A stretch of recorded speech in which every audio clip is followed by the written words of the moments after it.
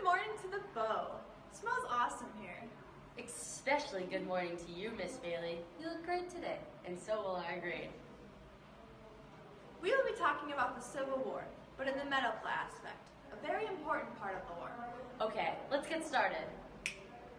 At the start of the war, the United States Army medical staff consisted of only 30 surgeons and 83 assistant surgeons.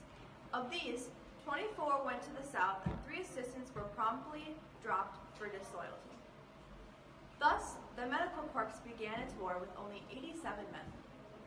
Throughout the war, some 10,000 surgeons served in the Union Army, and about 4,000 surgeons served in the Confederate.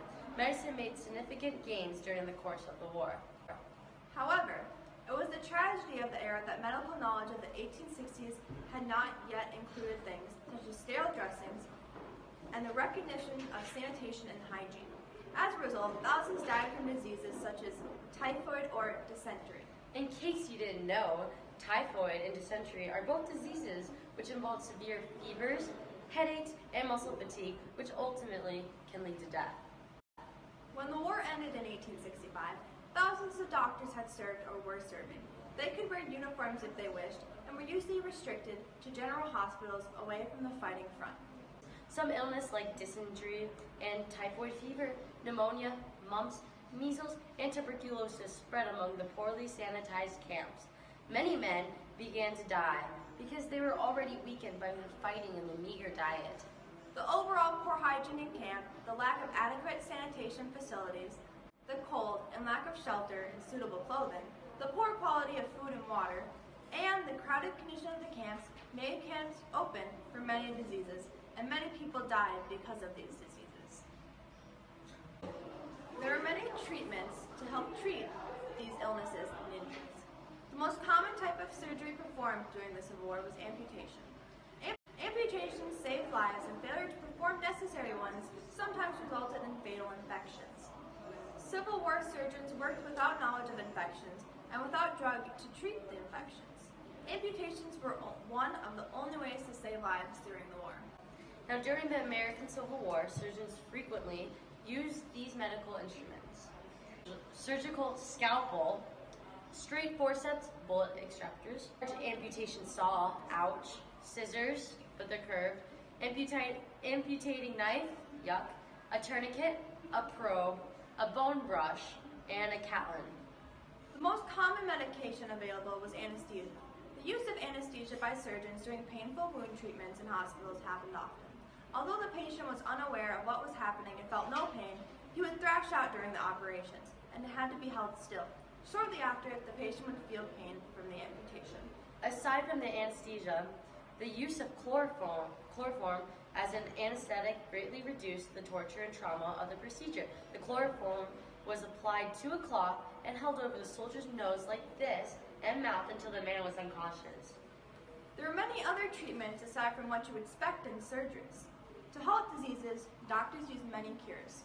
For bowel complaints, open bowels were treated with opium, while closed bowels were treated with the blue mass, or rather a mixture of mercury and chalk. For scurvy, doctors prescribed green vegetables. Respiratory problems such as bronchitis and pneumonia were treated with dosing of opium or sometimes quinine and mustard plasters. Malaria could be treated with quinine or sometimes turpentine if quinine was not available.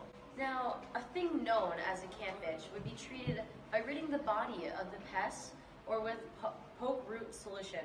Whiskey and other alcohols also were used to treat other diseases and help wounds relieve pain. Most of all the medicines mentioned were manufactured in the North. Southerners had to run the Union blockade in order to gain access to them, leading to occasional smugglings. The South also had worked with herbal remedies. However, many Southern medical supplies came from captured Union stores. Dr. Hunter McGuire, the medical director of Jackson's Corps, commented after the war of the safeness in medicines such as anesthesia. There were many advances throughout the Civil War, mainly in the field of military medicine. Jonathan Letterman revolutionized the ambulance corps system. He helped with the use of anesthesia, which led to more complicated surgeries being performed. While many complete records were kept during this period, the Union even set up a medical museum where visitors can see the shattered leg of flamboyant General Daniel Sickles, who lost his leg during a battle at Gettysburg when a cannonball literally left it hanging by shreds of flesh. Side note, the Civil War is one of the most documented wars in terms of medicine throughout history. Many doctors and figures tabulated the mortality rates to determine the cause of death. Doctors also wrote reports on necessities, whether it be on returning the sick and wounded or establishing a medical board. And now we're going to go to Alan, our producer, to talk about some female roles in the Civil War. Although there were many women involved helping with medical during the Civil War, I'm here to talk about a few of the greatest, including Dr. Elizabeth Blackwell, Dr. Rebecca Lee Crumpler, and Dr. Esther Hill Hooks. Dr. Elizabeth Blackwell was the first woman to receive a medical degree in the United States. A contribution she did in the war was that she realized the Union Army would need a system for distributing supplies.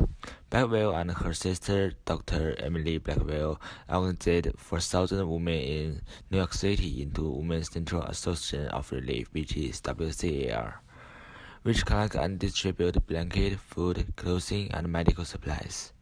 In June 1861, President Abraham Lincoln and the federal government formed a national version of WCR, which became the United States Sanitary Commission, which is USSC, which oversaw nurse training, coordinated volunteer effort, and provided battlefront, hospital, and kitchen service. Thank you, Elizabeth Blackwell. Dr. Rebecca Lee Crumpler was the first African-American doctor in the United States. Dr. Crumpler wrote a book about medicine discourses in the 1883 and was one of the first medical publications by an African-American. She did not serve with the Army during the Civil War, but she was active immediately after the war ended. When Richmond, Virginia surrendered to Union troops in April 1865, she went to the city to work with the volunteer agencies at the contraband camp there. Now here's some closing remarks. Throughout the war, both the South and North struggled to improve the level of medicine care given to their men.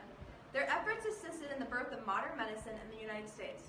More complete records on medical and surgical activities were kept during the war than ever before. Doctors became more adept at surgery and the use of anesthesia, and there was a greater understanding of the relationship between diseases, cleanliness, and diet. Another important advance took place in the field of nursing, where respect for the role of women in medicine rose considerably among both doctors and patients. Thanks, guys, and that's all we have here today.